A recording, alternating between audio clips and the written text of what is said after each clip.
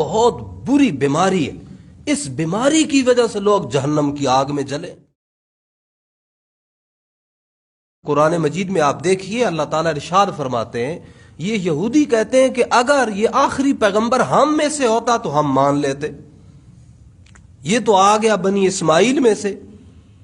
وہ کہتے جو اگر ہمارا ہوتا آخری پیغمبر ہم میں سے آتا، بنو اسحاق میں سے آتا، جو بنی اسرائیل تھے اس میں سے آتا تو ہم مان لیتے. ہم تو جی اسے مانیں گے جو بنی اسماعیل کے اندر آیا، بنی اسحاق کے اندر آیا، یعنی بنی اسرائیل کے اندر آیا، ہم اسے مانیں گے. یہ تو آیا بنی اسماعیل کے اندر، لہذا ہم اس پر ایمان نہیں لاتے. ہم اپنی جو ہماری مذہبی ایک ساکھ بنی ہوئی ہے اس کو چھوڑ دیں اور اس دوسری قوم کے ایک شخص کے پیچھے چلنا شروع کر دیں. اور یہی حسد کی آگ مکہ کے دیگر مشرکین میں تھی. ابو جہل کہتا میں سردار، میرا ایک مقام مرتبہ، میں اپنے سے چھوٹے ایک شخص کے پیچھے چلنا، ایک بچے کے پیچھے، ایک لڑکے کے پیچھے چلنا شروع کر دوں.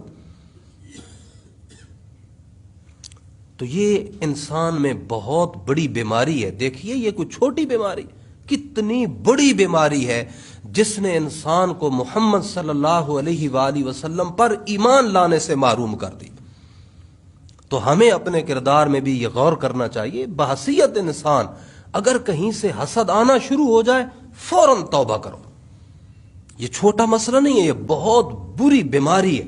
اس بیماری کی وجہ سے لوگ جہنم کی آگ میں جلے، جہنم کی آگ میں جلے. اور اس حسد کو جو چیز قطع کرتی ہے وہ مسئلہ توحید ہے. حاسد اگر مسئلہ توحید میں پختہ ہوتا تو وہ حسد نہ کرتا. وہ کس طرح؟ مسئلہ توحید یہ بات بتاتا ہے کہ جس شخص کے پاس جو کچھ ہے اسے اللہ نے دیا، اسے اللہ تعالیٰ نے دیا. اگر یہ مستحضر رہے تو کیوں کسی سے حسد کرے؟ آپ کا کسی کے متعلق برا چاہنا کیا کر سکتا ہے؟ کچھ بھی نہیں کر سکتا. اللہ تعالیٰ کی ذات اقدسی عطا کرتے ہیں، اللہ تعالیٰ ہی محروم کرتے.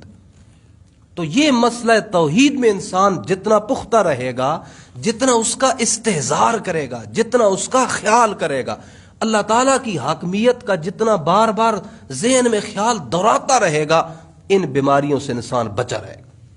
یہی حالت تکبر کی ہے. اب تکبر بھی بہت بری بیماری.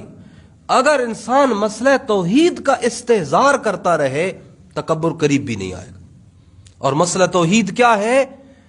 کہ میرے پاس جو کچھ ہے یہ اللہ کا دیا ہوا مال ہے اور وہی لے سکتا ہے، میری صلاحیت نہیں ہے اس میں، مجھے تو اللہ تعالیٰ نے دیا، یہ عطا اللہ تعالیٰ کی ہے.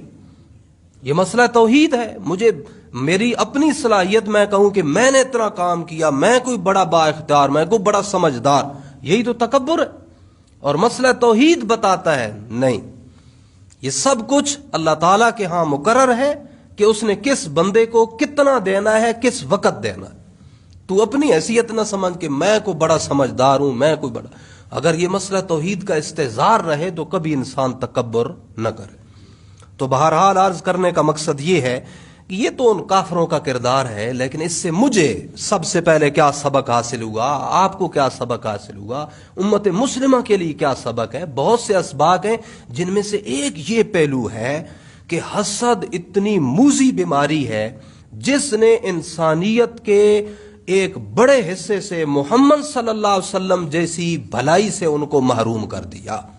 اور محمد صلی اللہ علیہ وسلم کا کردار، آپ صلی اللہ علیہ وسلم کی بھلائی تو دونوں جہانوں کی کامیابی تھی. وہ لوگ کیوں محروم رہے؟ حسد کی وجہ سے محروم. تو یہ چھوٹی بیماری نہیں ہے، بہت بری بیماری ہے. اور بحیثیت انسان کی سرشت میں یہ چیزیں ہیں. جب کبھی ایسا محسوس ہونے لگے اس سے جان چھڑانے کی کوشش کرو، اور جب تک وہ اثر اپنی طبیعت پر پاؤ سمجھو کہ میں نے اس سے بچنا، یہ مجھے تباہ کر دے گی، یہ مجھے رسوا کر دے گی. اور اس سے بچنے کا آسان ترین ذریعہ مسئلہ توحید کا استحضار ہے. لا الہ الا اللہ کا معنی اور مفہوم ہے. بھائی اللہ تعالیٰ کی ذات کے علاوہ کوئی معبود نہیں، کائنات کو اللہ تعالیٰ چلا رہے ہیں، اللہ تعالیٰ نے اس کو دیا، بات ختم.